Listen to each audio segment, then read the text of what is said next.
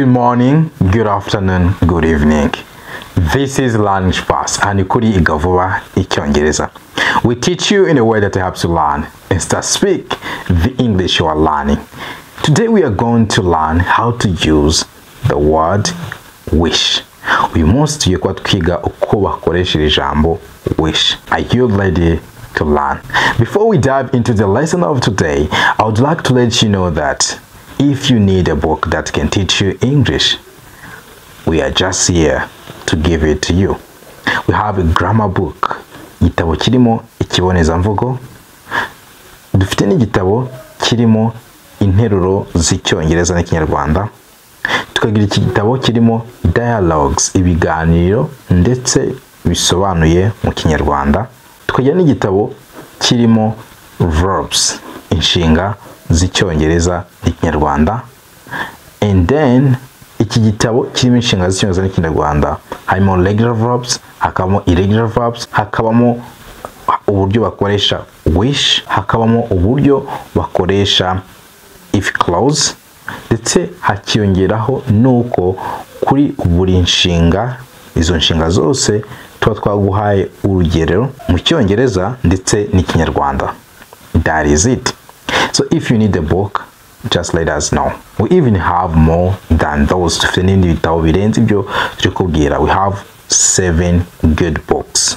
Ubaye uri nko gutangira, we have a beginner's book. Umuntu uri gutangiza akeneye iki gitabo cyitwa Begin Smart to End Smart. So let us know if you need a book. We are just here to give it to you. And if you need to learn English with us, while we can kwiga Icyongereza ushaka tukwigisha, we can teach you wherever you might be, aho uri hose. If you are in USA, Canada, Europe, or any other part of the world, and you feel like you want to improve your English, my friend, we can teach you. We've taught a lot of people, and we can even teach you. Twigishije abantu benshi, nawe wajya mu mubare wabo twigishije. Our number is 078-029-3112, or you can even use 072-800-427. We are just here at your service. Today, I'm gonna first give you the word of the day. Yikumanza naguhereza word of the day. Ijambo nshaka ko umenya ry'uyu munsi. Iryo jambo rero ni ryitwa thorny. What is thorny? Thorny, it means something difficult to solve.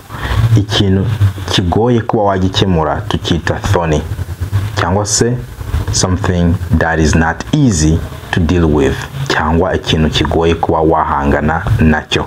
So, icyo kintu tukita thorny. Let me give you an example of this word thorny. We can say swallowing food prices is another thorny issue. Bivuze ngo kuzamuka kw'ibiciro ku biryo ni ikindi kibazo gikomeye ku muntu yagikemura. Swallowing food prices is another thorny issue. Let's see another example. We can say we are doing our best to tackle these thorny problems. We are doing our best to tackle these thorny problems.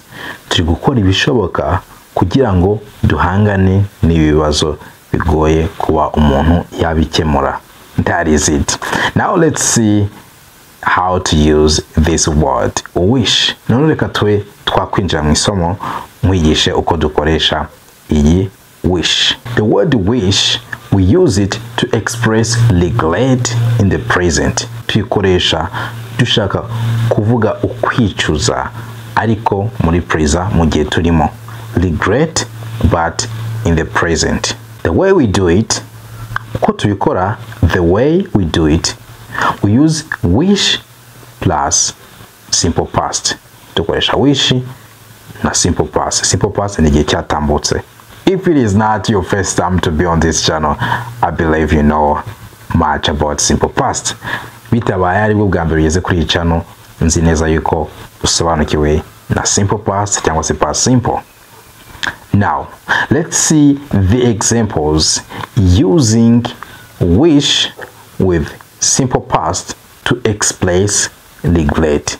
Noneho reka dukoreshe wish na simple past tugaragaza nk'ukwicuza. First example, you can say we live in a small house. Dutuye mu nzu ntoya. We say house. We live in a small house. I wish we lived in a bigger house. Ndifuza yabaye tuba mu nzu nini. We live in a small house. Dutuye mu nzu ntoya. I wish we lived in a bigger house. Ndifuza yabaye dutuye mu nzu nini. We lived. I'm using simple past. Okay, that is it. I wish tugahita dukurikizaho simple past. We lived in a bigger house. Ndifuza yabaye dutuye mu nzu nini. Let's see another example. You can say I learn English. Niga Icyongereza. I learn English. I wish I knew how to speak it well. Ndifuza yabaye nzi kukivuga neza. I learn English. Niga Icyongereza. I wish I knew how to speak it well. Ndifuza yabaye nzi kukivuga neza. I wish I knew. Simple past of verb to know. Igihe cyatambutse cy'inshinga know cyangwa se kumenya. Let's see another example, my friend. We can say Daddy doesn't have a car. Papa nta modoka agira. Daddy doesn't have a car. Daddy wishes he had a car. Papa arifuza ngo yaba afite imodoka. Daddy wishes he had a car. That is it. Let's see another example. My friend doesn't speak French. My friend doesn't speak French. Inshuti yanjye ntabivuga Igifaransa. My friend doesn't speak French. He wishes he spoke it. Arifuza ngo yabaye akivuga. He wishes he spoke it. Another example, we can say James doesn't play guitar. James doesn't play guitar. James ntabwo azi gucuranga gitari. James doesn't play guitar. Warangiza ukavuga ngo James wishes he played the guitar. James ajya yifuza yabaye acuranga gitari. James wishes he played the guitar. You see, we are using it to express regret. Tugaragaza nk'ukwicuza. Now let's see last example. Reka turebe urugero rwa nyuma. You can say I study in Oxford. Niga muri Oxford, but I wish I studied in Harvard. Ariko njya nifuza yabaye niga muri Harvard. That is it. Now let's see another usage of wish. Reka turebe nanone ubundi buryo dukoresha wish. Noneho tugiye kureba uko dukoresha wish to express regret about the past. Noneho tugiye kureba uburyo twakoresha wish turi kugaragaza ukwicuza ariko ku gihe cyatambutse. Uburyo noneho tubikora dufata wish tukongeraho past perfect. Wish tukongeyeho past perfect. Let's see the examples. Reka turebe ingero. We can say Peter lost his wallet yesterday. Peter yabuze ikofi ye ejo hashize. He wished he hadn't lost it. Arifuza ngo yabaye atarayibuze. Peter lost his wallet yesterday. He wishes he hadn't lost it. Another example, you can say I bought an expensive phone. Naguze telefone ihenze. I bought an expensive phone. I wish I had bought a cheaper one. Ndifuza yabaye naguze ihendutse. I wish I had bought a cheaper one. I bought an expensive phone. I wish I had bought a cheaper one. Naguze telefone ihenze. Ndifuza yabaye naguze ihendutse. Let's see another one. You can say I lived in Kigali. Nari ntuye muri Kigali. I lived in Kigali. I wish I had lived in Kenya. Ndifuza yabaye nari nituriye muri Kenya. Let's see another one. You can say Daddy stopped drinking last year. Daddy stopped drinking last year. Papa yaretse kunywa inzoga mwaka ushize. Daddy stopped drinking last year. He wishes he had stopped earlier. Ajya yifuza ngo iyaba yaravuye ku nzoga hakiri kare cyangwa se yarabihagaritse hakiri kare. Daddy stopped drinking last year. He wishes he had stopped last year. There's another example. We can say, I started learning English on Vuba Icyongereza yesterday. Natangiye kwiga Icyongereza kuri Vuba Icyongereza ejo hashize. I wish I had known this channel before. Ndifuza yaba namenye iyi channel mbere y'igihe. I wish I had known this channel before. Okay, now let's see the last example. Another example is, I ate too much last night. I ate too much last night. Nariye cyane ijoro ryashize. I wish I hadn't eaten at all. Ndifuza yabaye ntigeze ngira n'icyo ndya byibuze.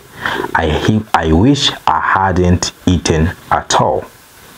That is it. Nanone dukoresha wish to express a desire to change something. Dukoresha wish dushaka kugaragaza icyifuzo cy'uko hari icyo twahindura. Uko byo tubikora, we use wish plus would cyangwa se could. I repeat. Nanone dushaka kuba twakoresha wish to express a desire to change something. Dushaka kugaragaza icyifuzo cyo kuba wahindura ikintu. Uko tubikora, dukoresha wish plus would cyangwa se could. Let's see the examples. Reka turebe ingero. You can say, it is raining the whole day. Imvura iri kugwa umunsi wose. It is raining the whole day. I wish it wouldn't rain. Ndifuza yabaye imvura itari kugwa. I wish it wouldn't rain. Let's see another one. You can say, the child is crying. The child is crying. Umwana ari kurira. The child is crying. I wish he could stop crying. Ndifuza yabaye yarekera kurira. I wish he could stop crying cyangwa se I wish he could stop it. The next one is, my job is too demanding. My job is too demanding. Akazi kanjye gasaba ibintu byinshi. I wish I could find a better job. Ndifuza yabaye nabona akazi keza karutaka. I wish I could find a better job. The next example is, I don't remember his name. I don't remember his name. Ntabwo nibuka izina rye. I wish I could remember his name. Ndifuza yabaye nabasha kwibuka izina rye. I wish I could remember his name. Now let's see another example. You can say, I arrived there once. Nahageze inshuro imwe. I arrived there once. I wish I could arrive there another time. Ndifuza yabaye nakongera kuhagera indi nshuro. I wish I could arrive there another time. Let's see the last example. Reka turebe urugero rwa nyuma. You can say, I learn at this school. Niga kuri iri shuri. I learn at this school. I wish I could get another school. Ndifuza yabaye nabona ikindi kigo. I wish I could get another school. So this is it, my friend. Write in the comments using these 3 different ways of how to use wish, and I will tell you if it is correct. But again, I have something else to tell you. Wish can be replaced with if only. Wish dushobora kuba twayisimbuza if only. Noneho igihe dukoresheje if only mu mwanya wa wish, it carries more emphasis. Aba ari ugushimangira cyane gusumba kwakoresha if. Let's see the examples. Reka turebe ingero. You can say, I wish you had told me in time. I wish you had told me in time. Noneho umwanya wa I wish ukavuga ngo if only you had told me in time. Yabaye warambwiye mbere y'igihe. If only you had told me in time, I wouldn't do that. Biya ntabwo nari kubikora. If only you had told me in time. Let's see another example. If only you had called me, I would do it on time. If only you had called me. Yabaye wari wampamagaye. If only you had called me. I wish you had called me. If only you had called me. I wouldn't give him money. Sinari kumuha amafaranga. I wouldn't give him money. That is it. Ikindi nanone igihe nyuma ya wish hakurikiyeho inshinga verb to be. Urabizi yuko verb to be iyo tugeze kuri I na he na she na it hinduka was. I think you know that, right? But igihe waba ufite verb to be ikabikurikiye wish, haba ari kuri I, haba ari kuri he, haba ari kuri she, haba ari kuri it, icyo gihe noneho duhita dukoresha well mu mwanya wa was. Okay, nkuko tubikora no muri if clause. Muri if clause iyo tugeze kuri I cyangwa se he na she na it, still dukoresha well instead of was. Let's see the example. You can say, I'm not very tall.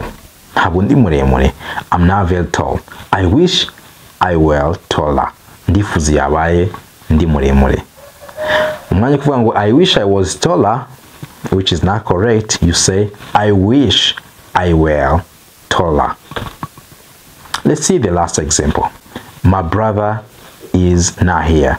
Muvandimwe wanjye ntawuri hano. My brother is not here.